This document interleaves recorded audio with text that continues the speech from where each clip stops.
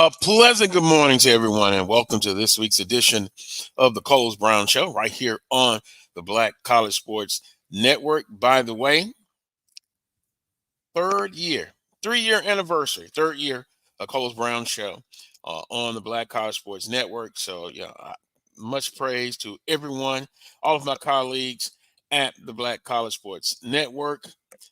Remember, like, share, hit that notification button for not only the Coles Brown Show, but all of the shows on the Black College Sports Network. No one, and I mean no one, can tell the story better than we can. With that being said, our guest menu looks like this today. Brandon B.J. Jones will be talking some HBCU football. He will join us in hour number 2, as well as Ossie Clark of the Grambling State Radio Network. He'll join us in hour number 2. Willa Brown will not be with us today, but the rest of the panel is here. Here's what's trending, and then we'll get right to the panel on the Coles Brown Show. Southern University kicks off their fall camp, and wait till I tell you what time they're practicing. Very interesting. First that I can remember starting off for Southern University at the selected time. Also, Texas Southern mourns the loss of basketball legend Robert Moreland. Got a chance to see him coach. His legacy will live on. A tremendous coach. And we'll ask Coach Pettaway some thoughts about Coach Robert Moreland. With that being said, let's introduce the panel. And they'll come in one by one here on the Coles Brown Show. Charles Edmond, good morning to you, sir. And Coach Vann Pettaway, looking dapper as usual. Good morning, Coach. Hey, good morning. Good morning. Yeah, good this morning. Is a big day for us today. The 100, we're having our golf tournament. And I took a little break and ran home. The good thing about it, I'm not that far from the golf course, so I was able to run home and be here on time. Coach Pettaway, golfing. No. That's our fundraiser. I'm not golfing. I'd rather be fishing. I'm just helping out. I just come out and greet the people and shake hands and show them where everything is. All I do is ride the golf cart. I don't play. I ride the golf cart. Oh, rats. I was about to give this big speech about fishing. I knew about fishing. And I was going to be surprised, a golfer. But, hey, what you doing is important. I golf, but for our tournament, it's all about raising funds for these kids. We have one of the largest mentoring programs in the South. Right now, we got 53 kids that we mentor. And so the golf tournament is one of our fundraisers, and we just do all we can to help make sure that's a good thing. It is a good thing. It really is. And as I said in the opening, wow, 3 years at the Black College Sports Network. I've enjoyed it tremendously, and the relationships. One of the things about doing this type of show. The relationships that you build, and that's just a tremendous thing. You can't put a price on it. So hats off to everyone on the Black College Sports Network. Charles, it is football season now. Traditionally, when those camps open up, it's football time. Yes, sir. We are rocking and rolling. We have our first scrimmage here today and trying to beat the heat. And so camp started on Monday at 7:15, and we've been rocking and rolling since then. We were in pads on Wednesday, and we are full speed ahead. A lot's going to be determined in this scrimmage coming up. You're going to kind of get a little bit of a depth chart coming out of this scrimmage coming up.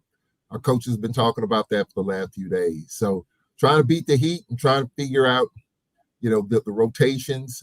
We kind of know who our starting quarterback and running back, but, there's a lot of other positions up for grabs, and we'll see how it goes. Coach Pettaway, I know you love fishing. Here in Vicksburg, they had the Bass Pro Tournament fishing tournament this past weekend. I think you would have loved that, man. A lot of big fish was caught in the Mississippi River. I think you would have loved that. Yep. You know, every chance I get, I visit other states. Hey, do you remember when the SWAC tournament? I mean, I'm sorry, not the tournament, but the SWAC meeting was in Biloxi one year. You know, they were looking for me. I was down on the pier fishing. Yep. Yeah, I love to fish, fresh or salt water. Every year, my brothers and I, we take a trip to the Gulf to go after the snappers and that kind of thing. But yeah, I love fishing it. It's always been a very common thing for me. A lot of times for big games, I'm up early in the morning, man. I'm out there on that water thinking about what we're gonna do that night, that kind of thing. So it's been pretty good. It's been pretty good. You need to get with my friend Emmanuel Barnes, Coach Pettaway. He loves to fish just like you, and he says he can smell the fish. He can smell the fish. Yeah. Hey, look, hey, that's a gift. Hey, some people can. Some people can. No. They can smell like when the bluegill and the shell crackers go on bed. Some people can smell them, man, and they can tell you where to stop. I've experienced a guy like that. We in the open water, and he said, "Hey, stop!" And why we stopping for? He said, "Right here." and we just load up, man. And that's a true story. Now I'm serious. That's not a fishtail. Now I got a partner that he can find them. I thought there was something fishy about that, but you are the second one with that testimony, so there's got to be something to it. Right. And then also, Charles, I want to publicly congratulate you, man, on being named Broadcaster of the Year. I think that was a great honor, man. You deserve it because you do a lot, man. You do a lot, man, and you're extremely good at what you do, man. So congratulations. Well, I appreciate that. I appreciate all the congratulations. And look, it's not just about me. Other people helped me along the way in this journey. Yourself, Carlos Brown, me and Carlos been doing this, kicking this can for a long time.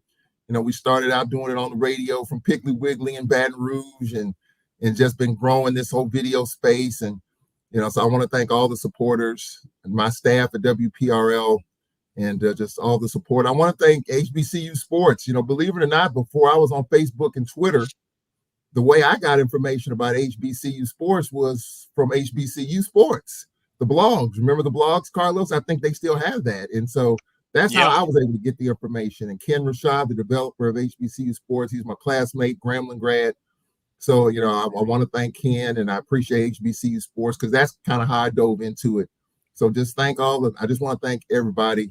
I'm humbled, I'm honored, and I'm blessed to be able to do this. And, just want to keep it going and keep BSing about this thing, man. I love it. I enjoy it. And so I want to keep it going. That's good. Congratulations and well deserved. You're absolutely right. Also, when you talk about fishing, look, see, you get all kind of sporting events, not just the big three on this show. But now I have a situation where I don't fish, but guess what? What do you do with fish? You eat them. Absolutely. That's where my legacy is at. Some good fish. Oh my. And being in South Louisiana, it's multiple ways. You can fry it, slice it, put it with this, put it with that. Very good. Very good. Before we get into our what's trending, also the game day, Black College Sports Network. I want to encourage fans to help pick the remaining games, showtimes. The game showtime on the gridiron. The Black College Sports Network will be on location. And so you can help pick some of the games. And I'm gonna pull it up right quick. Let's see. Here we go.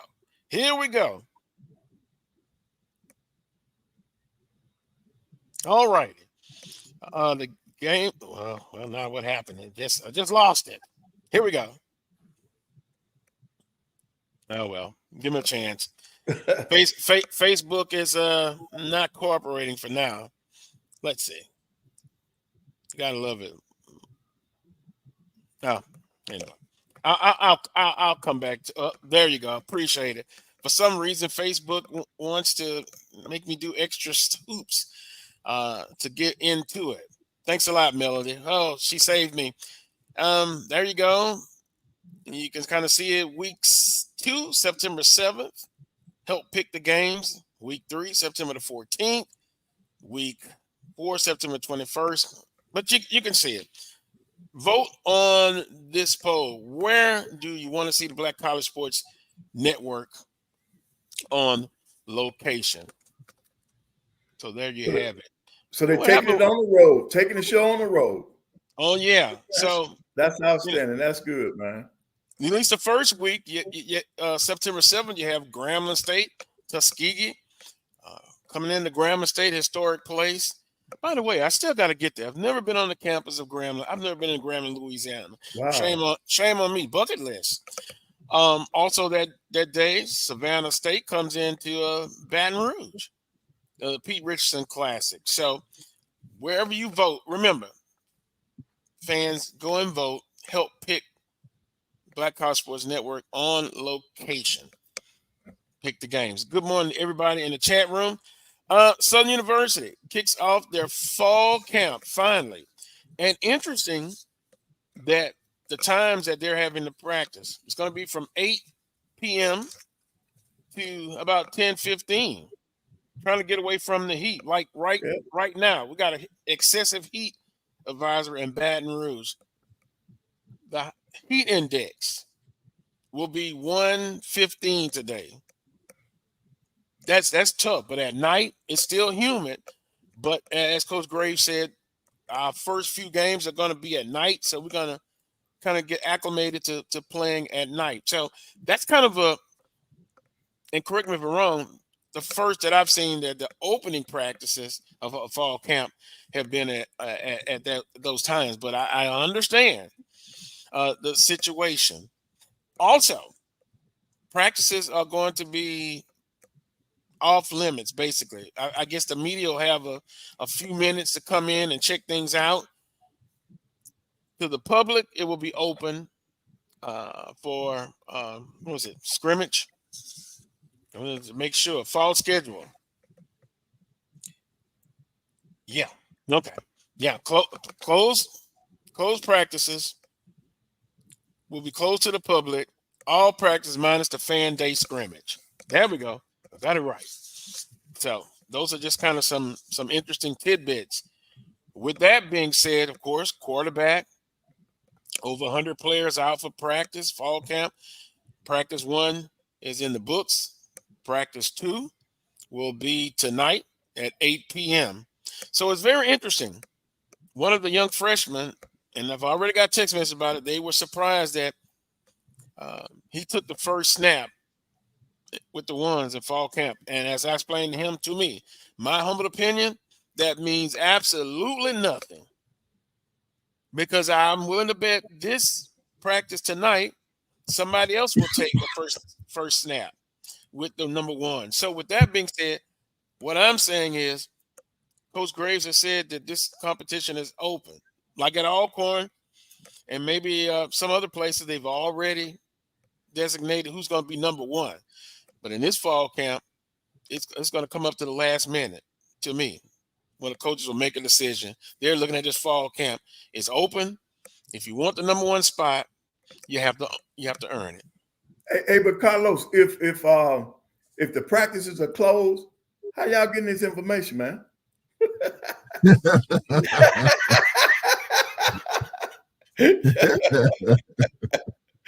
Because, well, I Coach Pettaway, I can get information. I'm just teasing, man. I know. But but you talk to the source. Yeah. Hey, some colleges do that. Yeah. They limit what you can see. Oh yeah. That's normal. Here, I'm serious. Here in Alabama, University of Alabama, Auburn, and even at A&M, there are times when it's closed. They'll give the media the first 15 to 20 minutes, and they'll do their interviews, and then after that, everything is shut down, man. And it's a lot of that is because they're implementing new stuff. And then I want to comment on the your practice schedule, your times rather. That's for the health of the players and the coaches, man. When you go early in the morning to try to beat that heat, they got plenty of time to acclimate the players to that severe weather. But for them to get things done, I think that's a very smart move by Coach Graves and his staff to change up the practice time, because you get the most out of the kids. Because if they're out there and they're worried about the elements and stuff, then you're not going to get their best. And I think that's a very smart move on their part to adjust the practice times. And then at the same time, not only did practices start at Alcorn and Southern, it started at Alabama A&M too. And I want to thank you all for giving me that information, because I'm sitting at home and I get a ding on my phone and it's showing me A&M practice. So that's good. And Coach Maynard's got them going. And this is a great time of the year for all of us in the SWAC, whether you're a basketball or football, starting the fall sports, because I think soccer teams are on campus now, perhaps some of the volleyball teams are on campus now. So this is a very exciting time of the year, because you get a couple of weeks before the regular students get in there, and you get a chance to get your athletes acclimated to college life and being on campus. And you're absolutely right. And the interesting thing will be Southern first day of fall classes will be August the 19th. Then they'll transition to the afternoon practices. So right. They're still going to get some of that good heat, right. heat and humidity. But yeah, I think it was a smart move to go at 8 p.m. to about 10:15 p.m. And then, before school starts, you'll have a chance to replenish yourself, right. Get a good night's sleep, and then you get back at it. But it's interesting. I see some people in the comments talking about the offensive line. And, last week I talked about 14 on the roster. And by the way, I got a chance to talk to Coach Graves. And the roster that you see that's on, on social media, on different websites, he flat out told me that's not the official roster. You can get a good official roster about 2 weeks through 2 weeks after fall camp has started. Then they'll come with the official. So you'll see some, movement on the rosters. But he did tell me that they have 20 offensive linemen in camp. Now, I see someone say, well, they only had 13 for the first practice. But, sometimes if that's the case, some people, don't get there for other reasons. They may not practice the first day. So that's why, after a couple of weeks, you kind of can look and see who's going to be there. And then something else. I believe, if I'm not mistaken, when walk-ons are added to the roster, they can't come till school starts for insurance purposes. And so, and student athletes help. So I'm not worried. Every day you get better. You get better each practice. And that's, in my humble opinion, that's what you look at. There are going to be some ups and downs in fall camps. The offense may get in the first scrimmage, may get the best of the defense. Then you want to see if the defense could come back and counter that. So competition. And Charles, have always said, I think coaches somehow, somewhere, they may know who their first unit is going to be. But another thing to look in fall camp, who are going to be those critical backups at number 2 throughout the team. That's what I look at, because sometimes an injury, God forbid, who can step up, and hopefully it won't be that much of a fall off. Right. Yeah. Next man up. I think for us, because of the fact we're playing on a Thursday, we have a few days ahead of some of these other teams that open up on a Saturday. And I was talking with our offensive coordinator the other day, and he was just saying that after this first scrimmage, he wants to see who's gonna at least be the number 2 coming into week 2 of camp. So I think that's the number 2 quarterback, because you've heard coaches say that's probably one of the more important positions, because the number 1 quarterback position is so volatile. So I'm really anxious to see how that bears itself out, coming out of our first scrimmage today. And I think, I looked at our roster online, Carlos, and it's got a whole bunch of different stuff on there, but you can't go by that. I think fans want to know what's up. Fans want to know where things stand after every day of practice. I mean, you watch the Saints and these NFL teams, they talk to the coach every day after every practice, the ebb and flow every day, because it does change. You're not going to get a whole bunch of that at our level, I think. You do want to hear from the coach, and I try to interview our coach after every practice. I post that stuff, but it changes, and so you want to get the daily grind, the daily flow, but it doesn't always work that way. And so I think after the first couple of weeks, as you said, once people get in school, the roster is going to trim down. You're going to have a bunch of players out here now, but trust me, as this thing whittles down a little bit, and it will, you'll get the chance to see how this roster gets shaped over the next couple of weeks. And and to be honest, also, Charles, if I put myself and Coach Pettaway, you can comment on this. Being a former head coach, in basketball, I don't know, and I understand now that you want information quick in a hurry, but some things, and just me, Coach, and tell me if you disagree.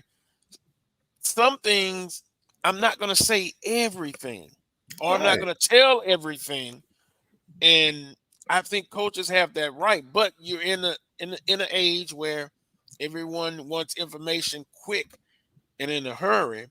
But I guess I'm saying I would be guarded with some things that I say. Am I wrong about that, or I'm too old school about that? No. You absolutely correct. You don't divulge everything. I've never done that. I'm always going to keep there's certain things that I'm going to keep just between my team and my staff. We're not going to divulge everything. I don't always talk about all of the players that we're working with. And then when it comes down to the roster, the only time you got to have that roster is for publication. But I mean, it has to be right then when it's time to have it actually published, like in time for the your news releases and that kind of thing. So at the beginning of the year, man, it's that's the standard. You don't have to have everything concrete the week of camp, whether it's football, basketball. You wait until things work themselves out. So you do keep stuff to yourself because you don't want to put the wrong thing out there. That's why you don't speak too early, because you don't want to put the wrong information out there. One thing I would like to see, Carlos, and it's just me being a broadcaster and wanting to know numbers and personalities and names behind the numbers, even though it's just practice roster, it's not the official roster to start the season. It would be nice if we can have practice rosters where, for those who have their practices open to the public, if fans want to come out and watch, like ours is open. We practice from 7:15 in the morning until about 10:15. So we're the early morning crew, but I would like to see a camp roster. At least I know who number 86 is on the practice roster. That's Charles Edmond or Carlos Brown. And, the number's going to change once the season starts, of course, but at least you want to know who's making plays. I like to see that, during camp. I mean, that's probably not realistic. I'm probably naive in thinking that that's going to happen anytime soon. It's not, but I think it would help, for fans who can come out and watch practice to see who's number 14, who's number 20, who's number 25, or whatever the case may be. I think that'll help in terms of getting the fans to know some of the players. So that's the only thing about that as far as rosters and personality is concerned. I'm not saying you're going to name who your starter is, but at least you would like to know who's out there so you can go out and enjoy some of these practices whenever you have them. Well, I know several years ago, at Southern University, say from year 1 to year 2, the ones that were coming back, they had the same number that they had the previous year. So that kind of helped me. But you're specifically talking about fans. Yeah, I guess it depends on the individual schools and how they and coaches, how they want to, react to that or how they want to handle that. But it is interesting because, I've shared a roster sheet. I had extra ones if I'm sitting in the stands doing a practice scrimmage that's open to the public, I would share that, or someone would ask me who's wearing number 85. Yeah. Then I would tell them. With that being said, we'll take our first time out. Southern University opened up fall camp. Boy, you gotta love some of them in the chat room. Who is that? EA said that, I guess, because I'm a paraphrase, senior citizens and on the staff, they're going at nighttime and not going to heat. Wait a minute. Yeah. You don't think young folks, those guys train all year, but I don't have a problem with 8 to 10 because it's still hot here. Yep. And to give you that point, I understand you got to be He-Man and tough man, but it has been so hot here. That AC unit, I happen to get up at 2 a.m. It finally cut off. And that is the thing with this heat. It heats up so much in the daytime, but at night it doesn't come down that much. All right. So they're still going to get some heat. And then when school starts, they're going to come in the afternoon. That's going to be hot. And Charles, I'm sure you're out there in the mornings at 7 o'clock. Oh, man, it's still hot. Brutal. And Coach Thomas said he's going to stick with the routine that we've had, the 7:15 a.m. practices. And so it's going to be a challenge in terms of, and it's been this way the last few years, by the way. We were practicing in the afternoon several years ago, but over the last 3-4 years, we've been in the morning. But it does put your compliance people and your other folks as a challenge because you're working classes around that now. So, and you see players leaving practice maybe halfway through to get to their 9:30 or 10 o'clock class. So, I mean, teachers aren't going to change classes because of practice. That's not going to happen. So, that work with them. Yeah. So there's this song and dance that you've got to do with compliance and all of that. But, to each is his own. I mean, practices have been at 3. And if Southern's going to go with their practices at night, I can understand that from 8 to 10 because it is brutally hot. I mean, I think if the temperature may not be as bad as it is hot, I think he would probably look at doing something else. But it is stifling. It is stifling at 7 o'clock in the morning. It is stifling. And you're in full sweat mode by 8:30, 9 o'clock. And it's just only going to get hotter from there. Next week, I think it's supposed to be 98, 99, 97, 100. So, I mean, you have to be safe about this as well. And I think Coach Graves is doing that. So you can either go late, Coach Graves is going extremely late, or you can go early, which is what we're doing. But, each coach is doing it their way. So we'll see as the temperature continues to increase what the coaches do at these other schools in terms of adjusting. The race is not won by the swiftest, EA, but one who endured. And, and I'm picking at EA because I guess if EA was a coach, he'd probably have him out there at 2 in the afternoon. Is that right, EA?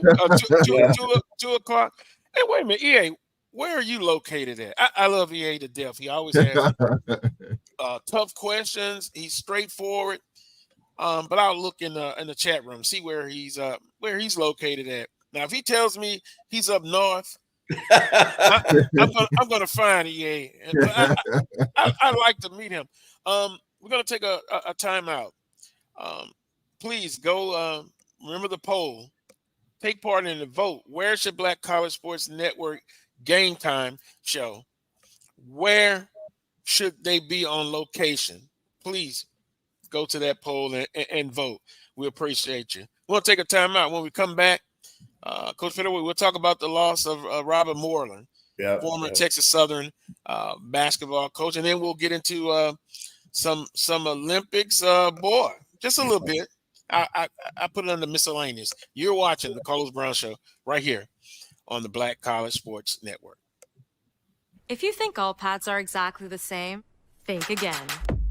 This is Always Ultra Thins reinvented with the Always Triple Protection System. This pad wicks gushes 90% faster, absorbs even more so you can feel dry, and locks odors in. Rethink your pad for up to 100% leak-free and odor-free comfort with the totally reinvented Always Ultra Thins. This is always like never before. The Cuvée Group is a Florida-based marketing and training consulting firm. We help businesses communicate to their target audience and engage them in conversation. We also help to expand their audiences, which will ultimately result in growth for those organizations. In addition to being a certified constant contact specialist, my colleagues and I are also certified in John Maxwell Leadership Principles. We use these proven principles to conduct workshops, training, and private coaching sessions for individuals and companies looking to take things to the next level. Contact us to schedule a free consultation. Issues today, don't delay, call Cuvée. Nope. Nope. Come on, him? Ooh, I like him.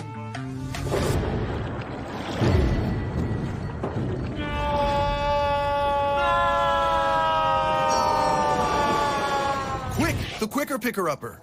Bounty picks up messes quicker, and each sheet is 2 times more absorbent, so you can use less. He's an 8. He's a 9. Bounty, the quicker picker-upper. This is Brian Fulford. AD Drew and I are co-hosts of the BCSN Sports Wrap. We talk about all things related to HBCU athletics. From the games, teams, coaches, and fan interest stories, we cover it all. You can find our shows on Facebook at BCSN Sports Wrap, YouTube at MyJBN Online, and everywhere you listen to podcasts like Anchor, Spotify, Google, and Apple Podcasts. You can also find the show on the Jericho Broadcast Network's app.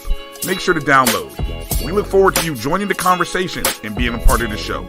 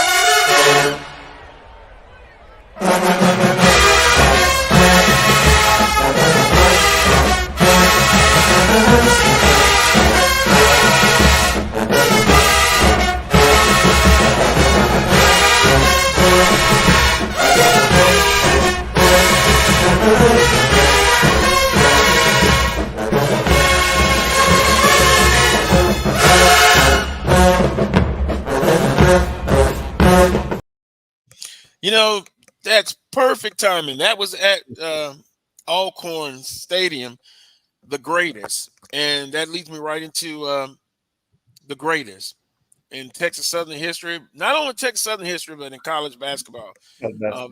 Yeah. The passing of Robert Moreland, former Texas Southern University coached. I'm kind of looking at it. His history, 400, and it's from their website. 406 wins. Moreland served as Texas Southern's head men's basketball coach from 1975 to 2001, in addition to a one-year stint during the 2007-2008 campaign. He's a SWAC Hall of Famer, recently named TSU Hall of Famer. Moreland guided TSU to 6 20-win seasons and 130-win season, 5 SWAC conference championships, 2 SWAC championships, and 3 conference tournament championships. Native of Mississippi, Utica, Mississippi. And I got a text message during the commercial. One of my colleagues, Charles Bishop, saying, and I do remember this, he stockpiled a lot of players, Coach Pettaway, from the state of Mississippi. Yeah. And coming to Houston. And, you know, we think of Louisiana and Mississippi as a football dominant state, but they also had some great basketball players. Yeah. Both states. So to Coach Moreland, the greatest, journey well. And I always like to talk about that because there's a physical realm and a spiritual realm. Yeah, correct. Journey well. Now, on the spiritual side, Coach Pettaway, Coach Moreland, terrific basketball coach.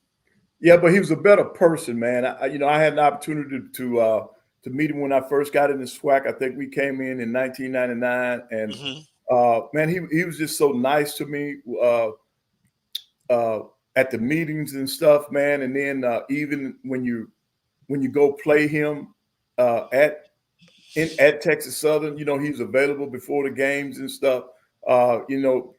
The game, yeah, when you throw the ball up, we enemies. But once that game is over with, man, he tried to help me. Because see, when I first got in the SWAC, you had Coach Moreland, Plummer was at Prairie View, Andy Scoggins was down at Jackson State. Believe it or not, Tommy Green was at Southern when we first got in. But these guys, man, they were just so nice and accommodating. When we first got in the SWAC, and I was at the time I was the youngest coach in the SWAC. So I looked up to those guys, and they looked out for me. They made sure I was doing things the right way. They would always talk to me about being a professional, man, and that's what I really like. When you saw him, this was back during the time when you knew who the head coach was by looking at their appearance on the sidelines, and how they handled themselves, man. And then even when Coach Moreland left as the coach, when we came to Houston, Coach Moreland came to our games. And I said, in fact, we would sit together and talk while the women's game was being played. He would just come in and check on me. Van, son, how you doing? What's going on? You still got them playing hard, that kind of stuff. He was always encouraging, man. And you would see him in the stands even after he finished coaching, man. He still supported TSU, and he still supported me because he would come to the games and ask me about my team and how things were going, ask me about the family, that kind of thing. So he was a mentor to a lot of people, man. And it wasn't just his own players, man. He talked to other coaches, and he tried to guide us, man, and talk about this profession that we were in, because it was special to him. Basketball was special to him. Charles and Coach Pettaway, if you could remember, what was his style of play when you went up against Texas Southern? Oh, defensively, you better get ready. They're gonna trap your tail on that block.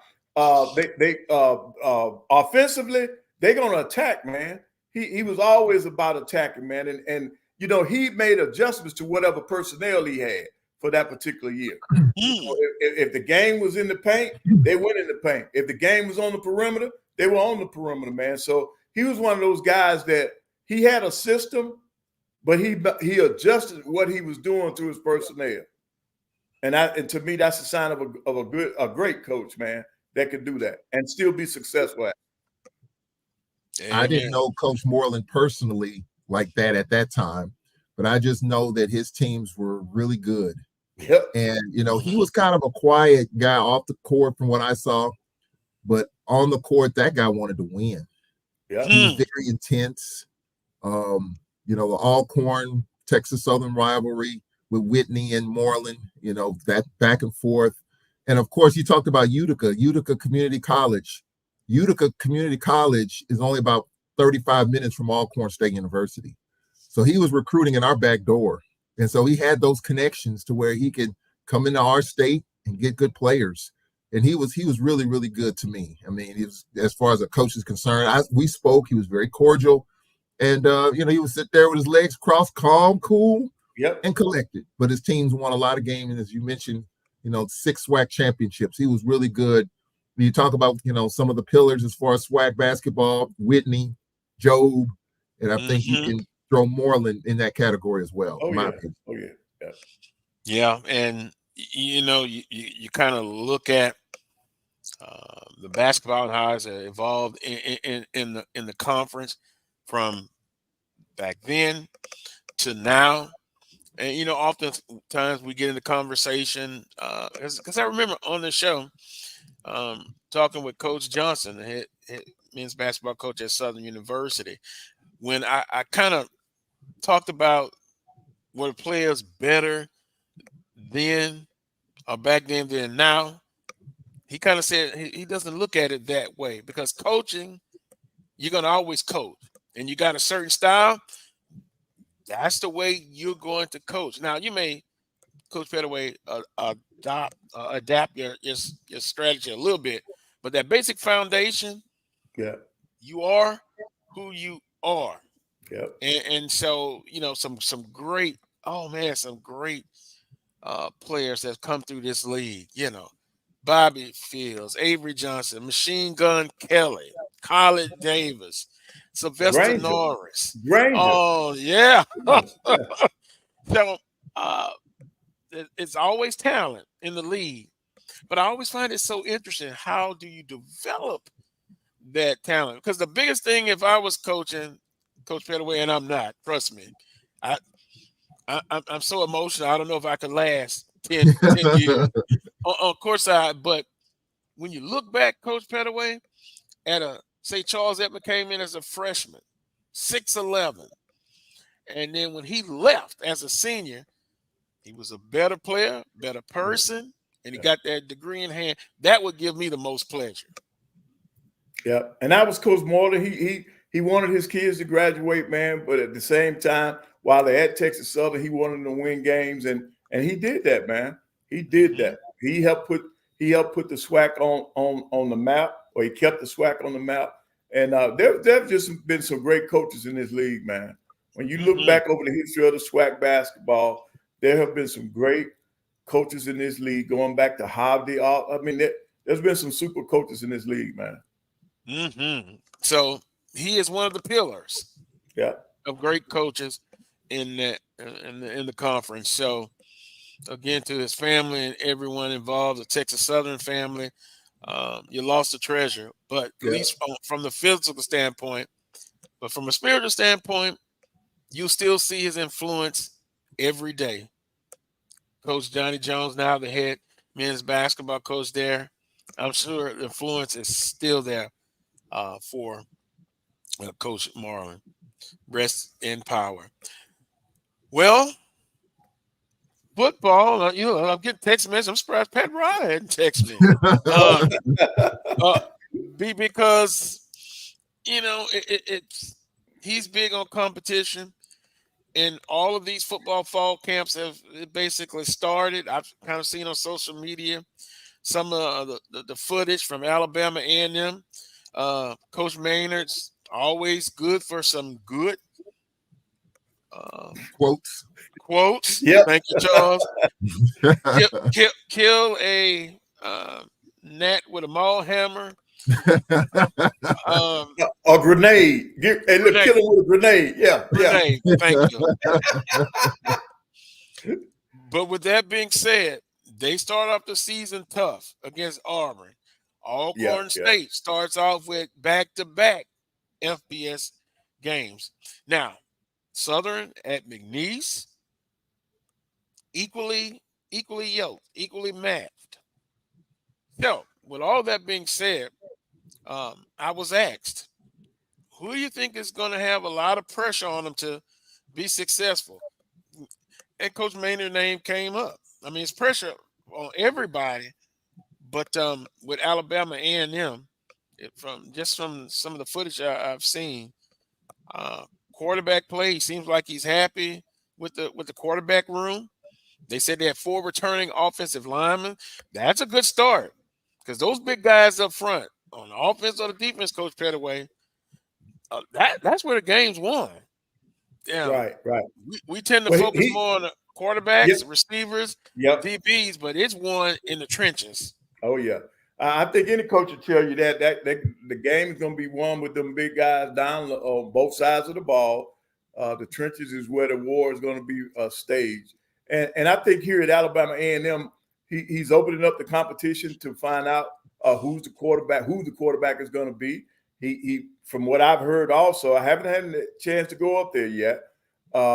He likes the quarterback room, so hopefully, out of the guys that he's got in there, he and the staff will have enough faith in somebody that'll be number one, and then of course they'll have some capable backups. But it all ends and starts with that quarterback. You got to have a QB that's going to get the confidence of that entire team.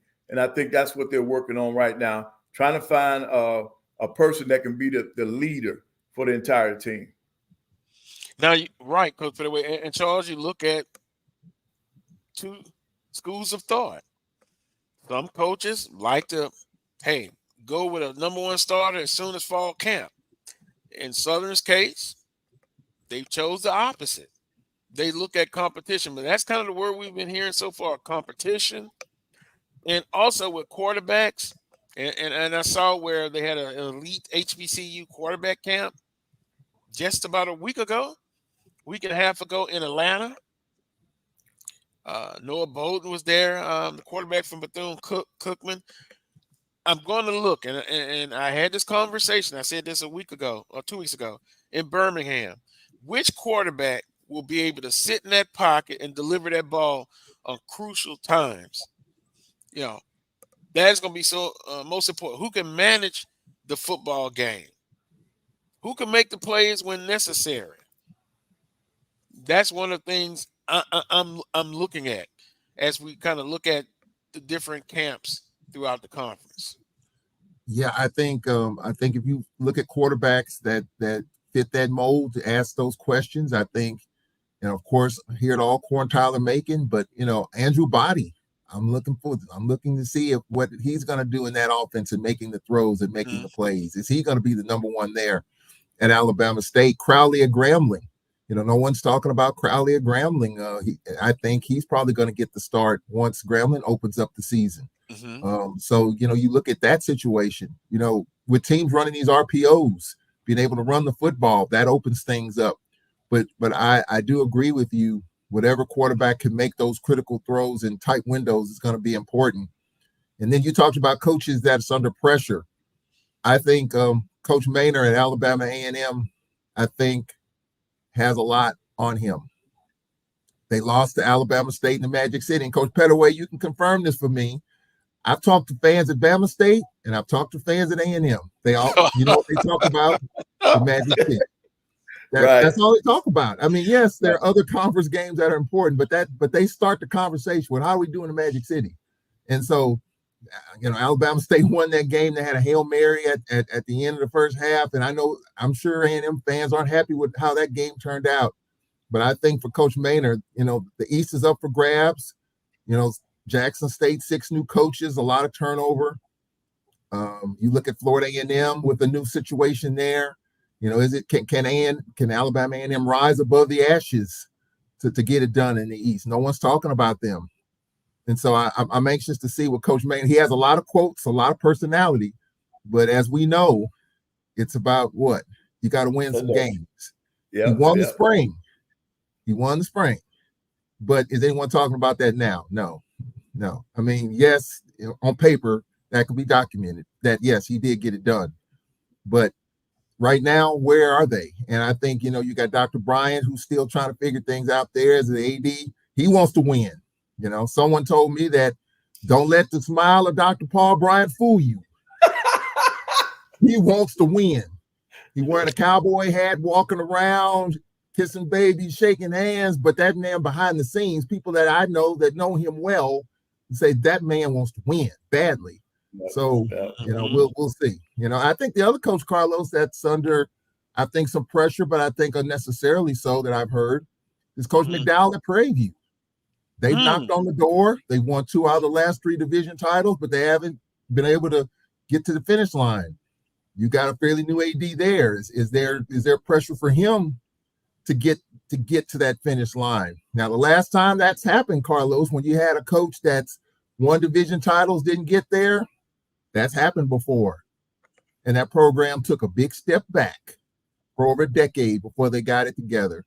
So, I think Coach McDowell and Coach Maynard are probably the 2 veteran coaches, but I think there's a little bit of a heat there behind those 2 coaches because they haven't been able to get to where people think that they should get to.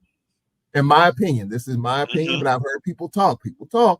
And so, Prairie View fans, I think they're somewhat happy, but they're tired of getting to the championship game and not getting over the hump.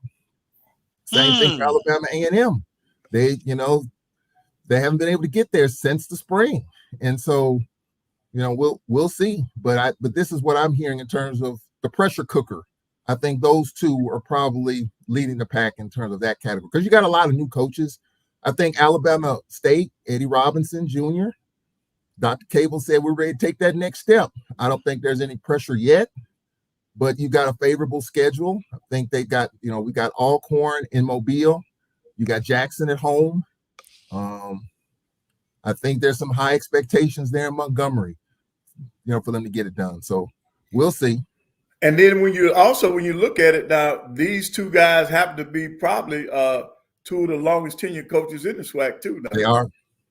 Yeah. Yep. So from that aspect, they probably, the fan bases are probably saying, well, you've been here long enough to prove that you can get to the next level. So we'll see. But the little or the bit that I do know about Coach Maynard, he puts pressure on himself because he wants to win, and he's been a winner everywhere he's been. So he can accept and understand the pressure from the fans, but he's still going to try to get the job done. And they just got to. Well, you want to bring up the word patient, you just got to be patient. Mm-hmm. Well, you probably wouldn't see my name associated with patience if they ask you guys that. But because Carlos, I thought about you this week, man. When I saw that, hey, listen, when I saw where FAMU was only going to get a basketball coach 1 year, I said, "What? Have they been talking to Carlos? Have they been talking to Carlos?" No. Well, let's talk about that. No, folks, I have nothing to do with that. Yeah. I'm looking at that situation, and if I look back, Coach Pettaway, when you were coaching in the conference and college athletics, I don't think it was as much pressure as it is now. Am I wrong about that? The culture now is you have to win, and you don't have that 5 or 6 year period. I think that's been kind of established, maybe not across the board, right. I think but at some places. I think schools have or went in and went out. Carlos, are you there? Yeah. Okay, Carlos, they don't give you as much time now because social media. I think that has a lot to do with it. Fans have more access to everything, and I think that ramps up the administration. That puts more fire under their feet, and so I think that's why they don't have patience now. But as a coach, why would you? I mean, it's rough for you mentally and physically to have a 1 year contract. You got 1 year to get it done. Come on, man. That's not fair on a guy taking a job. And then now I'm wondering, does he have an agent? Does he have an attorney? Because I guarantee you, he would not have come to FAMU for a 1 year contract. Somewhere there was an agreement on more than 1 year. And for me personally, I would be either with my agent or with the lawyer trying to figure out what is going on. Because I would not have come, me personally, I would not come to school. All I get is 1 year. Let me tell you what the 1 year reminds me of. When I first got the job at Alabama A&M, they gave it to me on an interim basis. When Coach Joe left A&M to go to Southern, he gave me an opportunity to come with him. And then he said, well, Vann, do you think A&M will give you an opportunity? I said, I don't know. Let's see. So they said, sitting down with the president, Dr. Covington, said, well, Coach, I'll give it to you on an interim basis. I said, okay. So by the middle of January, we were so far ahead, they went on and turned it into a permanent job. But other than that, I was already at A&M. So taking it on an interim basis, I gambled. I recruited the kids. So I knew I had an opportunity, and the kids just played. And we had I think we won 23 games my first year. So is the only time. That's the only time I would have accepted a 1 year agreement. And that was an interim for me to move from an assistant to a head coach at my alma mater. Well, so I accepted that. Coach Pettaway, you should have got a 4 year extension after that new contract. Oh, I did. See? I did. But it's just unfortunate that that's happening at FAMU. A lot of times, some of the board of trustees, to me, it seems as if they're getting over into the day-to-day operations. of the athletic department, and I don't think you should do that. I think they have an athletic director. They have to let her do her job. If they don't like what she's doing, then they need to change her. I don't think you attack the coaches like that, man. I think that's just so unfair, and that's just me. Yeah.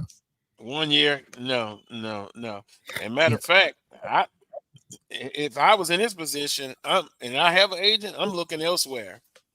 Right. I'm out of there. I mean, we'll see what happens, though. Go ahead, Charles.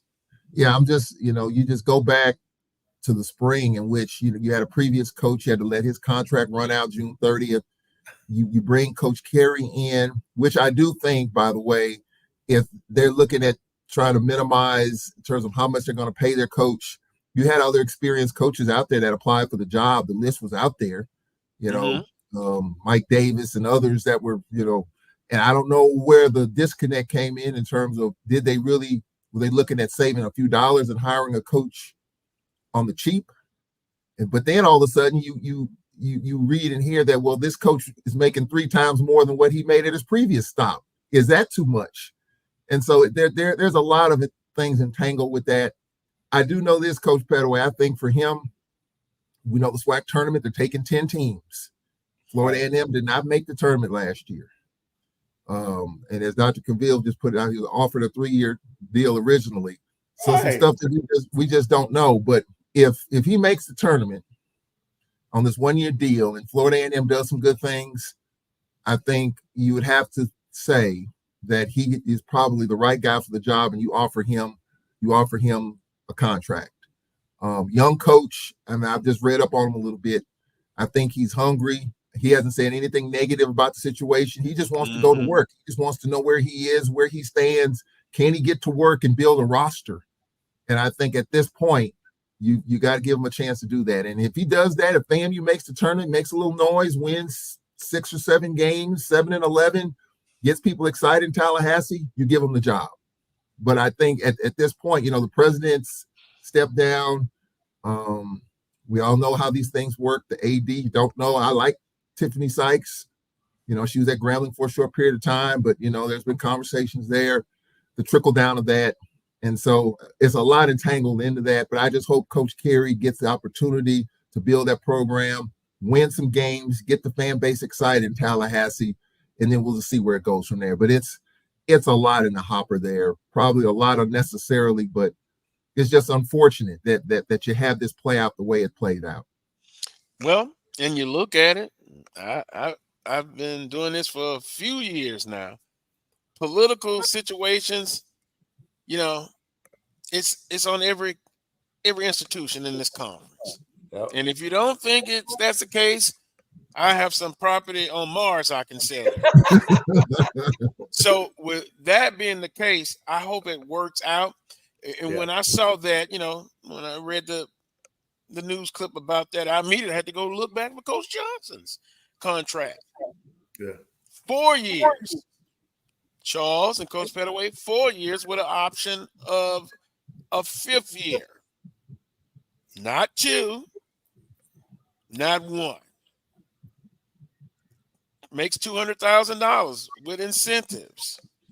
So in some of our places within the conference, comparable to other conferences, not bad as far as a salary. Mm-hmm. But I go back to much is given and much is expected. To my original point, I think now you have a window of 3 years. I guess you can say comfortable with that, albeit may not be right. But the days of 5 years, I think it's a few of those situations than in past years. And by the way, Charles, Landon Bussey, if I'm not mistaken, because they released it, all the people who applied. He applied for the FAMU job. Mm-hmm. Yeah. He's in the gold mine at Alcorn. Why would he want to leave? No, I'm being facetious. Yeah. Well, look, salaries. I mean, I agree with you, and I think the days of these 4, 5, 6 year deals are gone. But I think now with these salaries increasing a little bit, administrations have to say what they're willing and able to afford to pay. And if you give a coach a 4-year deal and get rid of him after 2, you either got to pay him out or reassign him to another position at the university and still pay him. I mean, so, we're not in position, and I think I can say this, our HBCUs are not in a position to be paying 3 and 4 basketball coaches. They're not in a position to pay at the same time. But we're just not, that's not, I mean, and who knows, some of these coaches might be still at their institutions because the institutions can't afford to buy them out. You just kind of let it ride out. We don't know that. I mean, I think quiet as it's kept, some of the coaches in our league are still there because, and you just look at the ones that have struggled. If you buy them out, that's with all the fringe benefits and everything, that package is worth $500,000 that you got to pay out.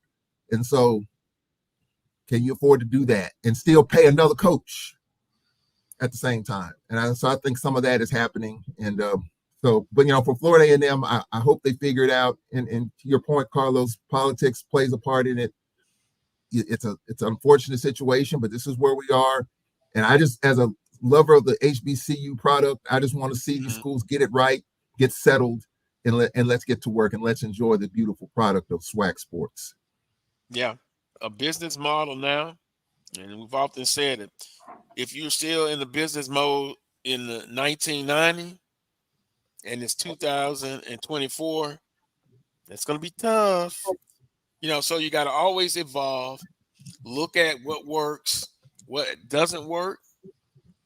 You fix that problem, and then jointly you're going to have to invest, and in some cases reinvest monies into the programs. Because some of the things that I've heard over the years, I would love to have more money for a recruiting budget.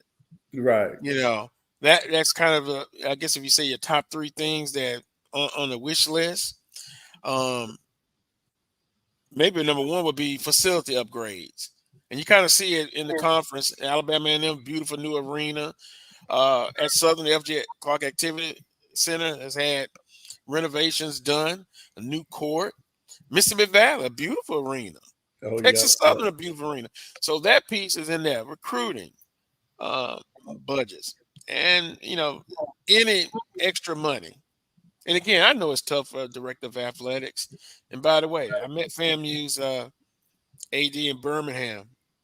Beautiful lady, sweet personality. But when I mention her name to and I won't mention the names of my colleagues, they had a look on their face like the expression that I have now. So with that being said, hopefully it works out, man. Across the board, because you're still expected to compete, you're expected to win. You're expected to get to the Celebration Bowl every year, Coach Pettaway. Yep. Atlanta a bus, and Coach Pettaway, I got to get to that Magic City Classic, and maybe I'll have a shirt with half Alabama State, half Alabama A&M. And I'm going to talk to the people. That's still amazing to me that they can win that game and not successful with the other games, and they're happy with that. Come on, I just don't believe that. Yeah. And Charles, you're going to ask me about, well, what if Southern does this? What if they win the Bayou Classic, but they don't get to the championship? What if they get to the championship and they lose the Bayou Classic? I'm greedy. Oh, yeah. I want it all. Oh, yep. So somebody asked me, well, wait a minute, you can't win 9 games every year. Oh, well, that's my expectations. There's that word. Now. And then you get second place 5-6 years in a row. That's great for some. Outstanding. But then when will I kick that door in and get that championship? So there's got to be some balance in all of this. But we will say it's a lot of pressure nowadays. You have to win. Now, as Janet Jackson say, what have you done for me lately? Mm-hmm. Remember that song? Oh, boy. Yeah, and even Carlos, the other coaches like Coach Thomas, I mean, the fan favorite, when Coach McNair decided not to stay on board, the fan favorite was Coach Thomas. People love him. He's been on that staff. He kept the majority of the staff, and now the expectation is to be pushing for the Western Division title. You got Coach Graves at Southern University, first coach to win the Bayou Classic from both sidelines. The expectations is high there. So I think that, for that perspective, Southern's got a good schedule at home. They got Alcorn coming in for homecoming. Got to ask BJ Jones about getting some security coming over that hump for homecoming. That's going to be an interesting dynamic there. It's going to be rough, Charles. I'm telling you that now. Rough. It's going to be, but I'm trying to find a back door, a back gate, a back way to get in somehow, some way to avoid that traffic over the hump. Might not be able to. There's only 3 ways to get on that campus. Oh, no. Oh, that's the truth. I'm telling you. But yeah, Coach. I mean, I think the fans like Coach Graves. He's been on the show. I talked to him at media day. I mean, he breathes energy. He breathes, and I think the fans like that. So now camp has started. Now we'll see how it translates in the next few weeks when we get the season started. But I think the expectations are high at Southern University, to kick the door in. Considering that they were in the championship game 2 years ago under another coach, that's a whole nother time gone by. But I think the expectation is still there, just like the expectation from the Braves fans is still there. That loss to Texas Southern still stinks. It still stinks, Coach Pettaway. It still stinks to a lot of Braves fans because we had the division title in our sights, and we stunk it up against Texas Southern. So that still is talked about amongst Braves Nation. So the expectation is high. It's one thing if you hired another coach and you're kind of starting over, because you are when you do that. But Southern kept it within the staff. Alcorn kept it within the staff. Florida A&M kept it within the staff. So the expectation, even in Tallahassee, Colsey's got to get it done. Got to keep the band together. Some have left, but the expectation is high. Even though the voters don't think so, the expectation is high in Tallahassee as well. Well, polls do just that. There are a plethora of polls. I look at them. It drives the conversation. It does what it's supposed to do. Who do you think will win the East? Who do you think will win the West? Who will win the MEAC? Who will win the SIAC? But the good thing about it, as I often talk about, I can compare and contrast. At the end of the season, let's see how many got their predictions right, Coach Pettaway. But I'm so glad it's played on the field. It could come down to somebody couldn't make that critical third down throw, an out pattern, a crossing pattern. He had the protection. He had the time. He didn't deliver the ball, and then if he deliver it, you don't catch it. Sometimes the little things can stop you from being number one. But number two, Prairie View coach, Coach McDowell, talked to him in the lobby at SWAC Media Day. Didn't seem like the pressure's on him at all, but I can understand Prairie View and them expectations, especially them. They were in a situation to get to the championship game several times the past year, and they didn't get it done. So it'll be interesting. Let's take a timeout, transition to see if we can have BJ Jones, more football talk coming up. And also, Coach Pettaway, I'm going to come back. USA Olympic basketball team, and what have been some of your favorite events are you watching? Thank you, Melanie. There have been some outstanding performances so far. And also, one of my favorites right now has been, thank you, Olympics in Paris, a medal count. But Coach Pettaway, I was surprised at 3-on-3 in Olympic sports. Also, mixed track and field. Oh, awesome. 2 ladies and 2 men. Oh, I love it. Yep. Set a world record. And I was sitting here yesterday watching the 800, the preliminaries, which God bless his soul, my younger brother, he ran the 800. He told me that was one of the most difficult races to run because you basically running 2 laps in an outdoor track. And you have to keep that same pace. Pace. And that's Man, I was in here shouting, boy. Man, Yep. Heat 1 through 6. I'll stop there. We'll take a timeout. You're watching the Carlos Brown Show right here on the Black College Sports Network. We shall return.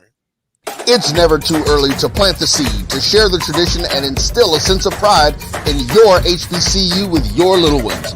HBCU Pride and Joy Children's Boutique helps you share your school spirit with a wide selection of adorable kids' apparel and accessories officially licensed from your favorite HBCU.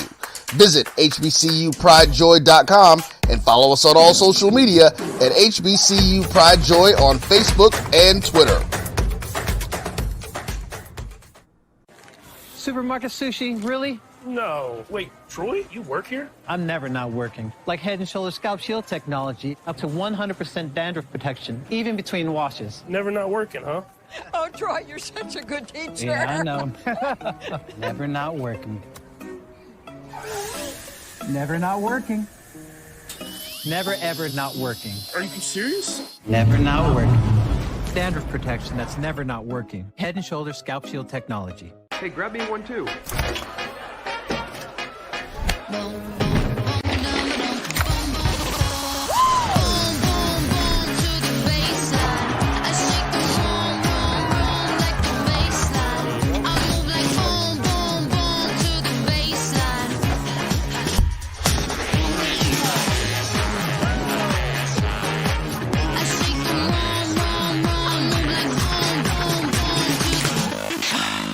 Charmin Ultra Soft has so much cushiony softness, it's hard for your family to remember. They can use less. Sweet pillows of softness. This is soft. Holy Charmin. Oh, excuse me. Roll it back, everybody. Sorry.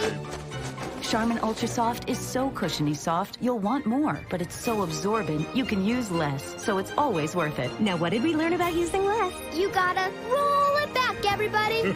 We all go. Why not enjoy the go with Charmin? This is the Dean of the College of HBCU Sports, Kenyatta Cavill of Dr. Cavill's Inside the HBCU Sports Lab with Mike Washington and Charles Bishop. Come mix it up in the lab where the course lecture is in session every Tuesday from 6 o'clock p.m. Central Standard Time on Facebook Live, YouTube Spreaker, or the BCSN app, as we discuss all things about the HBCU sports culture, including exploring the week that was in the sporting HBCU diaspora, as well as the upcoming week of HBCU sports. With me, the Dean, the College of HBCU Sports, on Dr. Cavill's Inside the HBCU Sports Lab with Mike Washington and Charles Bishop. Course lecture dismissed.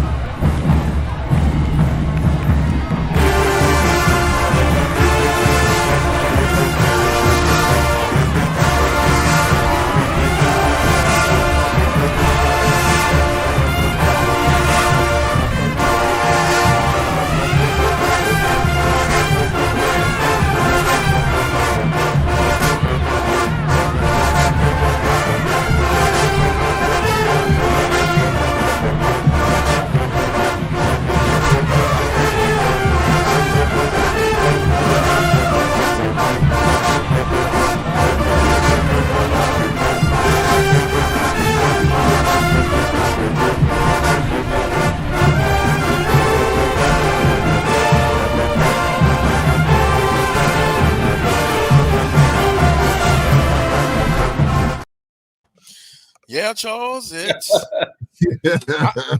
I understand. To me, just excellence.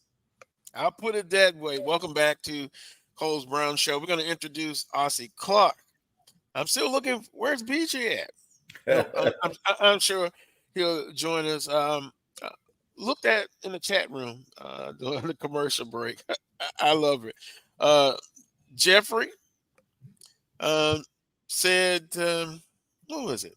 I guess he's a Jackson State alum or a follower, and he was like, no talk about Jackson State. Oh, hang around. We will talk about Jackson State. As far as Charles, when you look at it, TC Taylor, I think it's high expectations for TC Taylor and Jackson State. Their expectation is through the roof, like another fan base in this conference. But Ossie. Yes, sir.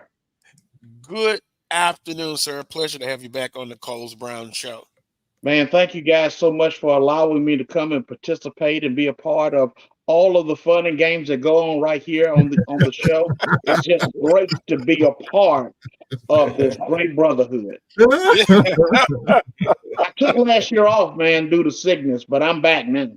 Oh, very, very, very good. I'm glad you're doing well. Yes, sir. I'm actually doing much better. Thank God. I had to deal with some issues. I had sepsis in my knee that caused me to have kidney issues because of a particular antibiotic that they gave me called vancomycin. And it caused my kidneys to go out of whack. And so I was on dialysis. I could not walk for several months. And now I am back walking, back talking. And the greatest thing is I'm still alive, Carlos. God bless. God bless. Yeah. Man. Yes, sir. Boy. Yeah, because, you know, I'm dealing with, and by the way, it's a third-year anniversary on the show, on the Black College Sports Network. Also, it's the first year. Now, I've been on a year. You talk about that. I do home dialysis. I suffer from chronic kidney disease. So, and I'm going to need a kidney transplant. But guess what?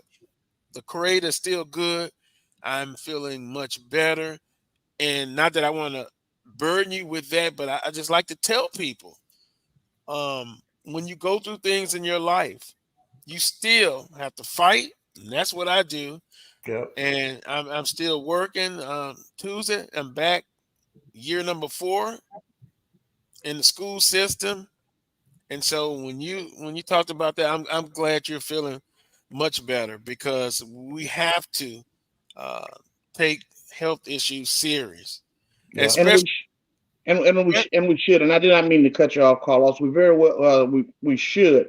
As a matter of fact, during the time that I was going through all of the things that I was going through, chronic kidney disease is actually what I have also, and I had to go through dialysis as well, and it can be one of the most taxing things that can ever happen to an individual, especially to your body. And people who don't know, especially brothers, please do everything that you can to make sure that you're going to get those yearly or 6 months examinations, checking your blood work to ensure the fact that you're not having these issues, because when they do come, they come extremely quick, extremely fast, and they're extremely dangerous to us.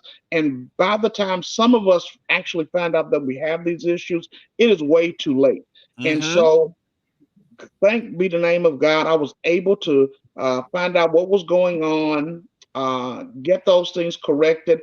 And right now, thank God, I'm not doing dialysis. So I'm good from that standpoint. But in the interim of all of that, I still have to stay on top of it. And that's what I would tell any brother that's out there, man.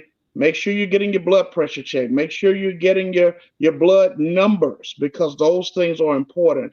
And find out, what do you need to do from a health standpoint that's going to actually make you expand, get better, and be here for your family, your friends, and for the thing that we love to do, which is actually talk about sports. That's right. Look, and then we'll move on.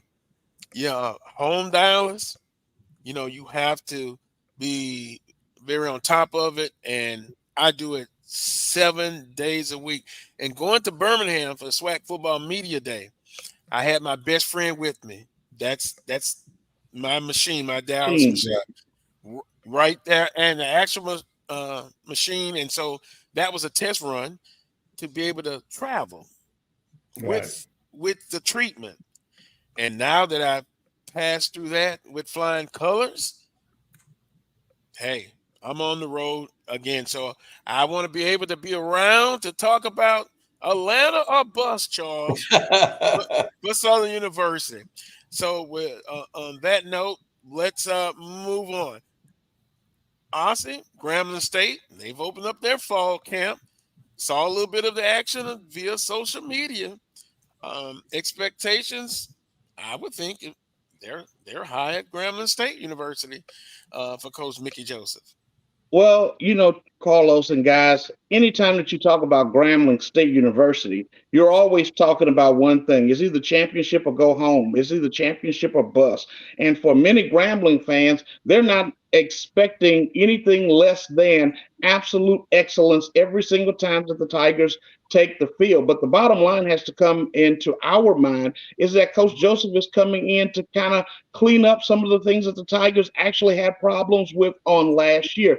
Is this team talented? They absolutely are. Will they be a championship team? That remains to be seen, because you really have to throw everything in. You're bringing in guys that actually have to learn how to play together. And that's one of those challenges that the transfer portal actually puts into place for a lot of teams, is putting that chemistry that you wouldn't have guys that were there for 3, 4, 5 years, that sometimes they may be only in there for a semester or a year, and then they're gone. So right now, the challenge for Coach Joseph and his coaching staff is to get the Tiger team to play with consistency, to play clean, to play with great discipline, and just put the best product on the field with the hopes of actually being at the SWAC championship game and then at the Celebration Bowl in Atlanta. Now, that was a whole lot in that conversation with Ossie. I looked at something yesterday. FAMU from FBS to FCS in the transfer portal, a lot of players. Grambling's on that list. Southern's on that list, but much lower, all the way down. And so he talks about chemistry, and that is a big part. To me, guys, it's so tough to turn that roster over 50% every year. We even see that on the FBS level with some institutions. So at the end of the day, you still have to coach up these players. How tough is that? I'm just trying to see something. To turn over the roster every year, Alabama and them included. And it doesn't guarantee immediate success. It doesn't guarantee immediate success. And I tell you something else, trying to coach, you try to coach the players to the best of their abilities every single time that they're out there on the field, understanding what your vision and your philosophy is for your football team. And Coach Mickey Joseph has made it very simple for the guys at Grambling State University. Hey, you either do it my way or you won't be here. And that's one of those things that you have to remember, that when you're coaching, that you want guys that'll come in and understand what the clear-cut vision is for that football team. Is it tough? It is absolutely tough, because you have to develop chemistry. And when you're bringing guys in, according to the metric that Coach Joseph uses only 15% of his players will come out of that portal. But those 15%, they can't come in and be a bust. They got to come in and be immediate successes. They have to be guys that can come in and play right now and make a difference on the field for the Grambling State Tigers, which actually takes those younger guys that are also playing with them and moving them up to another level. And that's what you want to do. You want to bring in guys that have leadership ability, that can take what you're saying in behind the scenes and then translate that to those guys that are on the field and raise the standard. As long as you have guys that can do that, the coaching job becomes much easier, because the guys that are the peers to the players become the guys that actually do a lot of the coaching and a lot of the cleaning up action that you wouldn't have to do. So is it tough? It is absolutely tough in this day, in this time, in this climate. Is it impossible? It is absolutely not, because we see success story after success story that can happen with you if you get the right pieces at the right time. And when you use this metric, I do believe that it can work, because, again, it can raise players to another level. And you talk about those guys, you got C.J. Anderson, who transferred back in from Texas Southern back to Grambling. You have Jacoby Belazar, who's a Mississippi State guy who comes in, who's explosive, who can make a big difference up front. You have guys like that are just here that are ready to be leaders on this football team. And when you have that, it makes the job just a little easier. It's still going to be a tough job for Grambling State. Coach Pettaway, if you were coaching basketball today, what percentage? Because some of the coaches talk about, I know Coach Graves talked about a smaller percentage. Majority of building his program will still be from the high school ranks and the junior college ranks, then adding the transfer portal piece. Coach Pettaway, how would you do it now if you were coaching? The same way he's talking about. You want your core to be of veteran players that have been in your system, and then you plug in, you bring in pieces. You address immediate needs by bringing in transfers that you think will help the program. But you got to have that continuity. If you're not bringing in high school kids, you are not going to be able to turn your roster over every year. You got to have some continuity, and that's where those high school players come in, where you can develop them. They learn your system. They will help, and we're like what Ossie was talking about. The best teams out there are the ones that are player-led. In other words, the players hold each other accountable, and when you can get a group of players that can police themselves, it makes the coach's job a whole lot easier. So he's absolutely correct. If those kids can come in and be leaders on that team and hold each other accountable, they'll have a better team at Grambling. And that's anywhere. Anywhere where you got a player-led team, you're going to have success. And Charles, when you look at Grambling State, some familiar personnel there. I'm not talking about players, but Coach Rollins, defensive coordinator. Dooley. Dooley? No, yeah. Don't be like that, man. Don't be like that. Don't get them started, Ossie. Don't get them started on that. Please don't. I'm gonna be good, but that personnel, and Mickey Joseph, a Louisiana native, all three. Mm-hmm. Well, one of my regrets at Media Day was not talking to Mickey Joseph. I talked to him in the lobby, and I wanted to share his story because he was at Alcorn. Jay Hobson, right? He was brought in at Alcorn, and he wanted to share that story. I didn't get a chance to talk to him. But and just listening what Ossie Clark, regurgitating Mickey Joseph's philosophy, I can't necessarily blame Mickey Joseph for that philosophy in terms of those transfers. You have to remember where he's been. He was at LSU, right? He was an assistant at LSU. Mm-hmm. He's also the interim head coach at Nebraska.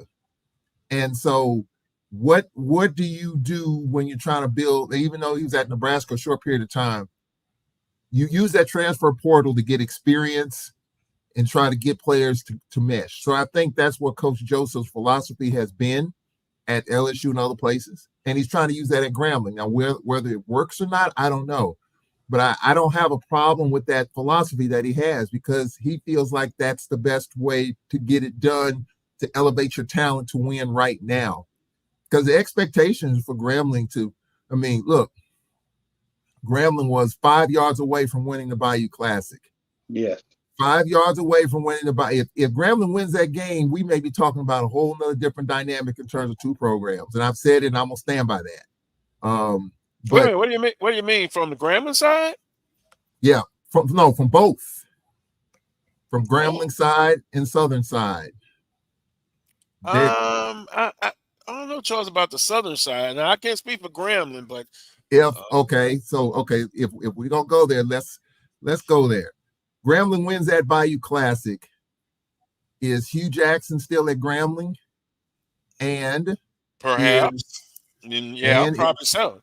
And on the other side. So what I'm saying is that it didn't happen that way. But what I'm saying is that when you have a new coach and Mickey Joseph and his philosophy, I get where he's coming from. The question is, will it all mesh? And I think for Mickey Joseph, I think he's got the personality. I think, he's patient. But I think Grambling fans aren't patient, just like all of us. We're not patient. We want to win right now. So the expectation for Grambling is, can they pick up where they left off and get to a point where they're competing for the Western Division? Grambling's got a favorable schedule. We got to go to them. Alcorn does, back-to-back Southern and Grambling games. So Grambling has an opportunity to make some hay and be a disruptor in the Western Division. I don't think too many people are looking at them. You got experienced coaches in Joseph and Dooley and Rollins. But I do think that if Grambling can figure it out early, get Tuskegee and kind of get some confidence, Grambling could be a very tough out, because that's all it takes is a little bit of a spark, feel good about what you're doing, new coach.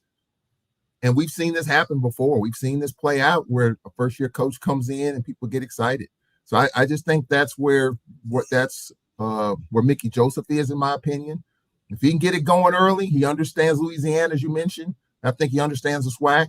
I think Grambling can be troublesome for some teams.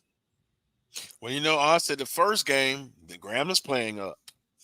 So yeah, and you're talking about going on the road and actually playing at the University of Louisiana Lafayette. Not a very tough game. A couple of years ago, the Tigers actually made that trip, and it was not very favorable, but you saw flashes of what Grambling could be in that football game against a very high-quality football team at Louisiana Lafayette. Now, the first game of the football season, do I put a lot of stock in that? No. But what it does for coaches, it gives them a better opportunity to be able to evaluate what guys can and can't do, those areas where they need to make those simple corrections that's going to help them later on down the line when they're playing teams within their own capabilities. If you really go back to it and you really look at what Grambling did last year against LSU, Grambling actually played a very good first half against LSU and probably should have had that game where it was probably a 3-point ball game going in at the half.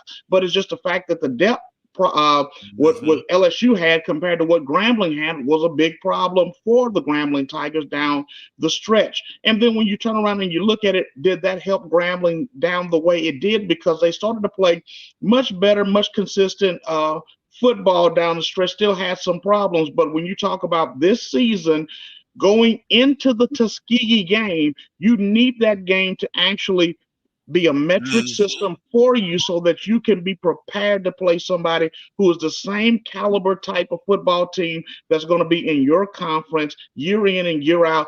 And then everything else will probably unfold after that particular football game, because if Grambling can get that win, that's going to do a lot for them, for the confidence for the rest of the football season. But you got to find a way to win games, because when you start going 0-2 and 0-3, Coach Aaron James told me a long time ago, he said that when you start losing games, it becomes an epidemic, and it's hard to come out when you start losing. And I said to your point, if you just look at the schedules, I mentioned Southern at McNeese. A winnable game, a peer school. You look at Alabama A&M, they start off tough. God, Alcorn starts off tough for 2 weeks in a row. Jackson State at ULM, playing up, but let's see. Jackson State, I know their fan base is confident they can come in and make a game of it. But you see these games at the beginning of the season. So to my point is, the month of September, at the end of September, I think will tell us all we need to know. You can't base it off the first 1 or 2 weeks if you're playing up, Ossie and Charles. You got a game in, and I know the old cliche is you prove the most from week 1 to week 2.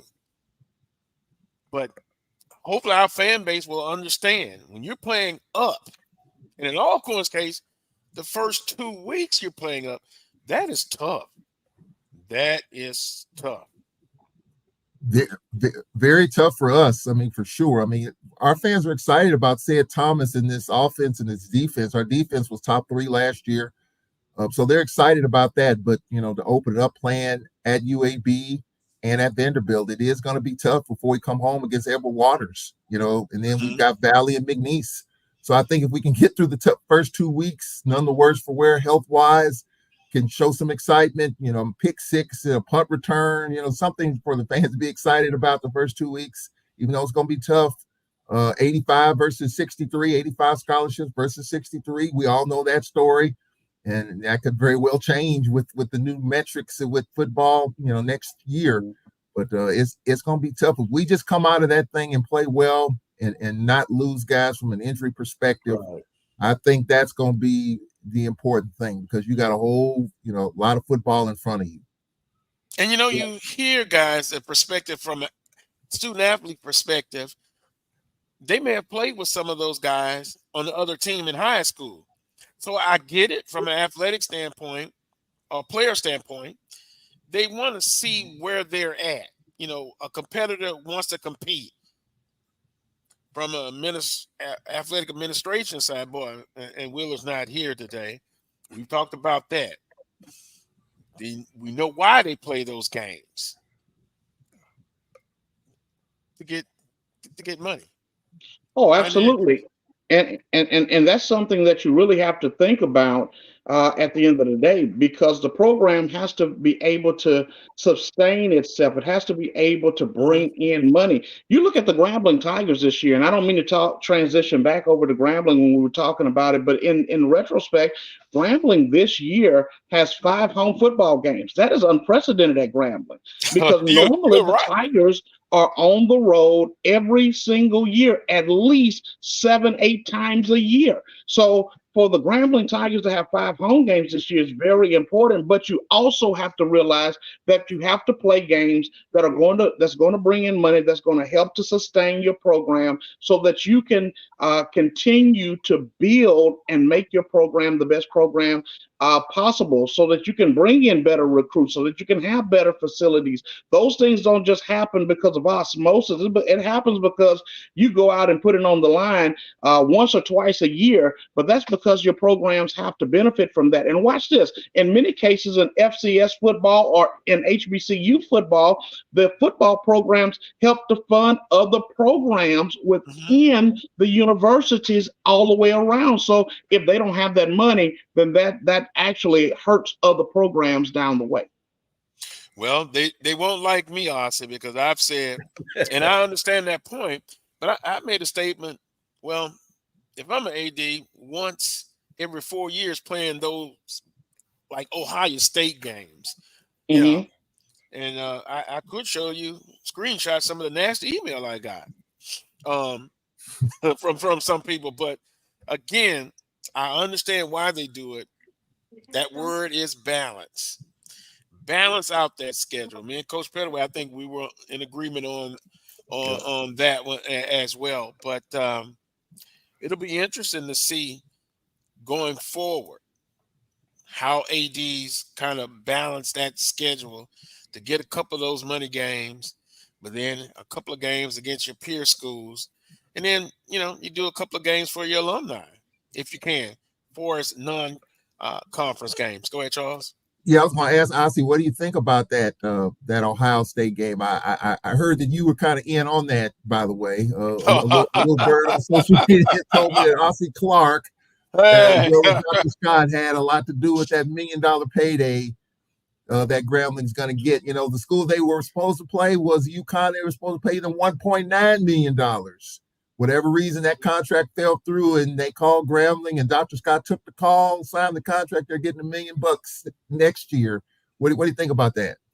You know what? Actually, from a traditional standpoint or just a football standpoint, you always love to see your university play against a great institution like an Ohio State. Now, and being able to bring home $1 million is actually the icing on top of the cake. The negative side of that is, what does that do to the mindset of the guys that actually have to play week in and week out? And then number two, what you just said earlier, Charles, is something that I think about all the time, is the possibilities of injuries actually happening to your guys and those key players that could be some of those transfer portal guys that are coming in that could actually be hurt, that were meant to actually help your team, and now they're not there, and now you're suffering. So on one hand, you're glad because of the grandeur of the game, for the glory of the game, that you see two powerful institutions in their own rights playing each other, something that you probably never thought that you were going to see. But on the backside of that, you still have to remember there's still some chilly winds blowing behind the mountain. Yeah, and see, you are worried about the game. I'm worried about halftime. You know, you got two of the greatest. You got I'm serious. You got two of the greatest bands going against each other. That's I think that's going to be big, man. That's going to be big. I ought to hit. I got Dr. Scott on speed dial here. I want to know after expenses, you know, how much they're clearing. Well, the band is going, right, Ossie? Yes, the band is going to go. There is no doubt that you're going to have a game of that magnitude, and the Grambling State Tiger Band doesn't make an appearance at Ohio State University. And here's why. It's still to remind people who's the best band in the lane. Right, yeah. Make no mistake about that. You know, I understand that Ohio State has a great band, and they do a lot of things very well. Going back, and you can look at them doing a tribute to Michael Jackson and how they were able to do that on the field. But when you have a band that size, you ought to be able to do some things a little bit differently than most people. But they're also great musicians as well. So you have the band that's going to be going with the football team to Ohio State to play on that particular day. And at the end of the day, we will leave some Louisiana seasoning on top of Ohio State, even if we don't win the game. The I will be dotted. The I will be dotted. But I want the I dotted on that contract. I want Grambling to bring back as much money as they can, because when Southern went cross town, wait a minute, I know it's cross town. It's not going to Ohio, but in that contract, that's right, Pat. In that contract, it said that you're gonna include Southern Band in there, and you're gonna give money to the foundation. So with Grambling State making that trek up to Ohio, that band, hopefully, if I know Dr. Scott the way I think I do, by the way, a Southern graduate, he's gonna have that band taken care of, and they're gonna bring back hopefully at least 700,000 of that $1 million back into that account. And I can go back several years ago, and again, excuse me for jumping in. I can go back a couple of several years ago when Grambling played Louisville. Back when Louisville just opened their brand new stadium at that time. It was Papa John Stadium in Louisville, Kentucky, and Grambling went up and actually played. And that was actually part of the contract, was that, hey, you guys are coming, but the band's got to come. And then you got to put the bill for them to actually be able to come. You got to be able to take care of them. And then on the backside of that, here is how much money you're going to get paid. And when you look at the payout at the end of the day, it seems like you see the big number and say, oh man, they're getting a lot of money, but the payout at the end of the day is not as big. And you're right. If Grambling is going to make that trip, that would have been one of the things that I would have negotiated probably with Ohio State. I would have been like, hey, if we're going to bring our band, you're going to pay for them to come. On top of it, you know, there are going to be some other amenities that you're going to pay because I want the $1 million. But sometimes you just can't work out the contract quite that way, the way that you want to. But if you can bring home $800,000, $750,000 for your program, that's a big chunk of change that helps the program at large. And so the biggest thing for me at this particular point is, can the Grambling Tigers continue, or Grambling State University continue to bring those types of game in? Maybe not every year like a lot of people would want, but like you said, every 2 or 3 years down the line, because it gives your team an opportunity to kind of regain its footing as it relates to what's going on with your program. Coach Pettaway, do you think Charles negotiated that contract to be on the road to Vanderbilt and Birmingham? Because, see, I know Charles, and he likes going to those different places. Charles, did you help negotiate those contracts for 2 weeks in a row to play up? Heck no. Heck no. You know why? And I will add this addendum to what Ossie said. I talked to our band director last week, and I asked him, I said, man, you ready to go to Vanderbilt and UAB? He told me, we're not going. What? Our band will not be at UAB and Vanderbilt. Wow. Wow. And UAB is 4 hours from the campus. And of course, Vanderbilt, that's a little longer haul. And I'll just leave it at that. Our band won't be there. Wow. And so I know at Vanderbilt now, Vanderbilt has the smallest band in the SEC. We got in our area here, we have high schools who have larger numbers than what Vanderbilt has in terms of their band. But when we played Vanderbilt up there, our band went up and their fans went crazy, man, because they're different styles, man. And our band really performed. We didn't win the football game, but we won halftime hands down. So the bands are a big part of the reach for HBCUs. I can remember when Grambling went out to California. They played in California, and they had some of the biggest crowds they ever had, and it was because of the band. The people were coming there to see Grambling's band. The football game was just an aftermath, but they were looking at that halftime. And then in terms of playing up, my only concern and biggest concern are injuries. Because I think if I remember correctly, back when Bruce played, I think Grambling played a big a game at the beginning of the year, and he got hurt in that game, and that hurt the football team for the SWAC schedule. So injuries are the only part about playing up that I don't like when it comes to football. Basketball, the games are not as physical. You had your thing is more mental with basketball, but in football, man, it's the physical side of it. Because if you get key people hurt in that first game of the year, then it messes you up for your conference schedule. So that's my only concern about it. The money is a good piece. It is good, but Ossie, it's only good if they're allowing the athletic department to use that money. Absolutely. Some of the schools in the SWAC, that money goes to general fund, and athletics doesn't get part of it. So from that regard, player safety, I think, is the biggest concern that we have to be concerned with. And there's a running joke about that, Carlos. It's sad to say, it's funny, but it's not funny. When you're talking about playing up in these games and getting $1 million, you know what the running joke is, guys. Hey, you're gonna use that $1 million to pay the hospital bills because you're gonna get broke up. Yep. I mean, it's a sad thing to say, and it's funny, but it ain't funny.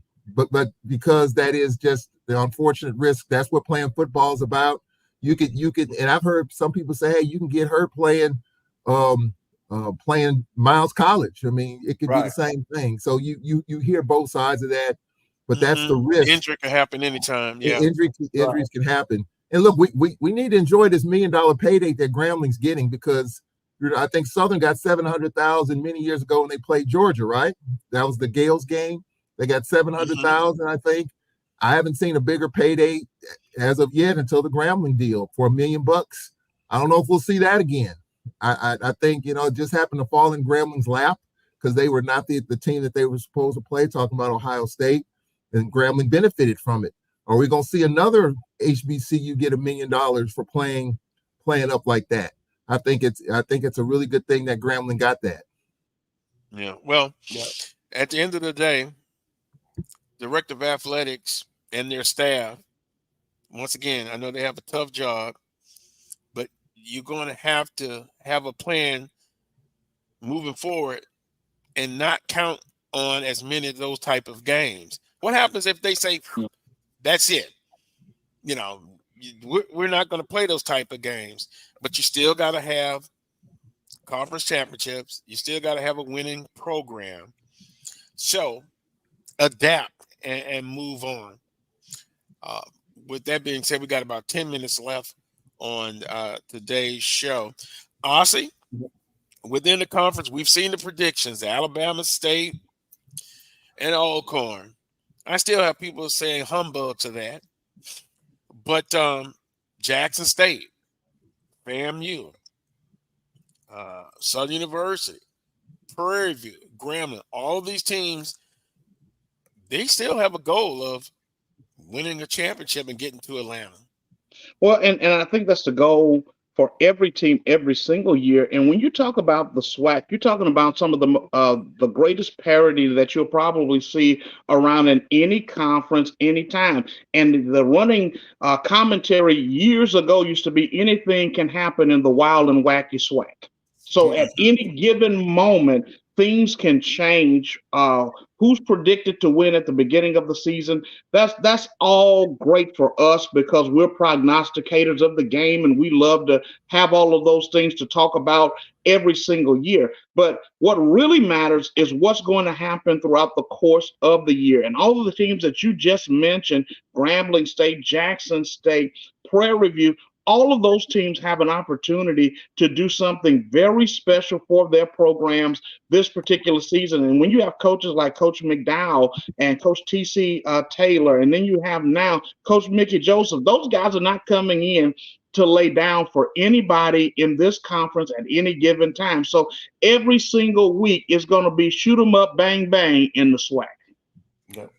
Win the week. Oh, by the way, there's another text message from Pat Riley. Wow. Tell Coach Graves that I'm responsible for the culture, and Charles, I'm responsible for the culture at the Lakers and the Knicks. And I brought it to Miami. Woo, shots fired. Oh my goodness. Shots fired. Also, speaking of Coach Graves, again, I'm pulling for Coach Graves and that staff so much. I saw some highlights. Charles, I just still trying to put my eyes and head around it. I saw Coach McNair in the gold, Columbia blue and gold. Unbelievable. And he looks like he was having fun. He's coaching. I'd say he hadn't been coaching in years, but he's doing something a little different. Also, let me right turn quickly. Was talking to some people, and Charles, you brought this up at SWAC Media Day. It's so much work. You're running. You're going around trying to get interviews. You still may not get everybody. Somebody's going to eat in the buffet. They have it set up where they come off the main stage, and I get it. We'll get it. ESPN, HBCU Go. The coaches are obligated to go to those sites. This person said he's come to the realization now needs to have 2 days. Yes. And I remember Charles said that, and if not 2 days, at least have a morning and an afternoon session with a break in between. So everybody can get what they need to get while they're there. And then also this person also said, like Black College Sports Network and all the HBCU podcasts and shows, they're helping move the excitement all year, this show included. And take care of those people at the media day. Don't forget about them. I remember if you have to have help, you had help, Charles. I had help, my best friend, trying to grab people. You know, you work with the SIDs trying to set up interviews. But, man, it's work, and you're pulling all around the place. Yeah. How about, I'm just putting it out there. Charles, you said it first. How about 2 a days? 2 a days, media day. Yeah, I think it's time for it to be a 2-day event. I think the morning and afternoon is kind of pushing it. You got coaches catching flights. I know Coach McDowell and Texas Southern coach had a 5:00 flight to catch from Birmingham to Houston. So you're trying to do that, get all your obligations to the different sections, and then you got a flight to catch. You got to head to the airport. I think 2 days would work. I think you have your teams on 1 day. You can take your time and spend as much time for day 1 and then the same for day 2. You don't want to leave anybody out. You know, and I was told T.C. Taylor talked to every single media person that was there. He spoke to me. He talked to every media outlet that was there. And so, you know, good job, T.C. Taylor, for at least extending that. But I only talked to like 4 coaches. Talked to you, commissioner, of course, but I think it's time for a 2-day event. You know, I think we need to have that serious discussion. And it needs to start now, really, to be honest with you. We need to start hammering it now to kind of shape it. But it's time for a 2-day event. You got 12 teams, 12 coaches, 24 players. You got a lot of media obligations, ESPN on the main stage. You got the digital network. You got the virtual, and you got 25 different outlets want to do interviews. It's time for a 2-day event. And I think this, and I'm gonna kind of suggest that strongly that we need to take a look at that, because I think it's time, and it's going to continue to grow, I think. So I think we need to do half on one day, half on another day. And the SEC does 3 days, I think, or whatever it is. If they can do it, and they got a ton of teams, I think we can do a 2-day thing and get everybody in and get all the interviews in. Well, that's a discussion I had, and I thought about you when they said, "Oh, there's a text message again." No, it's not Pat Riley. It's not Pat Riley. Delaware State had the best contract ever with the University of Michigan, $850,000, including expenses. Oh, I love that. I love that. That was from a good source. No closing comments today, but from my standpoint, we got 3 minutes left. I'm going to say what I've said the last couple of weeks. Vote. You got to vote in November. Vote down the ballot, up the ballot.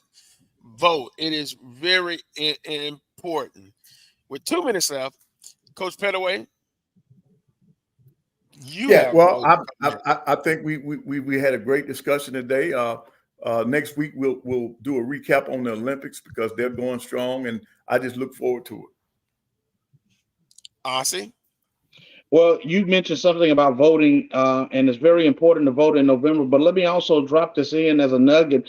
Don't forget about your midterm elections as well, because that's where all of the things that need to happen for our communities are going to take place. So make sure you vote for this presidential election, but don't forget about your midterm elections, your local elections as well.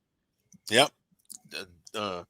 State and local elections matter as well. Charles? No vote, no hope. Yeah. Oh, that was quick. Yeah. Vote. Once again, want to tell you the poll is out there. Take the poll. The upcoming football games and the live game time show on location at your favorite HBCU games and teams. Take the poll. I'm going to take it as well. I'm going to suggest September 7th, Savannah State in Baton Rouge, the Pete Richardson Classic.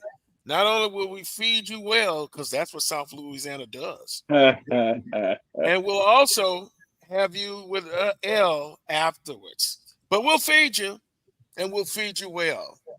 I guess I'm so confident, aren't I? I want to thank everybody. Don't forget to like, hit the notification, thumbs up button on the Carlos Brown Show. Also, it's a 3rd-year anniversary. The Cash App, the Carlos Brown Show, reward the show, and also Black College Sports Network. And I want to thank our producer, Melody, a guest, Ossie, for joining us on today's show. Until next Saturday at 11 a.m. for another edition of the Carlos Brown Show right here on the Black College Sports Network. Until that time, peace and God bless. Oh, that chant. That chant. Don't do it, Charles. Don't do it.